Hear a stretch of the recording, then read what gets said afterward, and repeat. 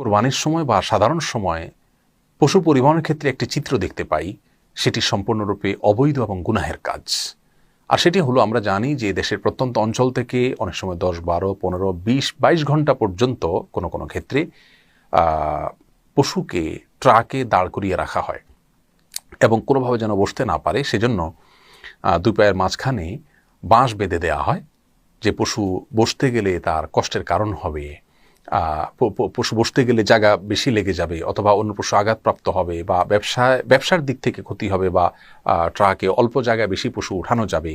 এই সমস্ত দৃষ্টিকোণ থেকে এই যে একটি অমানবিক আচরণ করা হয়, গরু স্বভাবগতভাবে একটু পরপরই বসতে বা শুইতে অভ্যস্ত, সেই পশুটিকে যদি আপনি 10-20 ঘন্টা পর্যন্ত দাঁড়িয়ে থাকতে বাধ্য করেন, তাহলে সেটি কতটা কষ্টের কারণ তার সেটা বলাই বাহুল্য। আমরা যা দেখি, এ সমস্ত পশুগুলোর চোখ থেকে অঝোর ধারায় পানি পড়তে থাকে।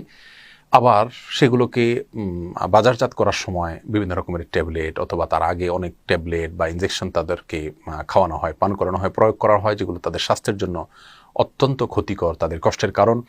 এবং অনেক সময় ছাগল ইত্যাদিকে জোর করে পাইপ দিয়ে পানি পান করিয়ে তাদের পেটকে ফুলানো হয়।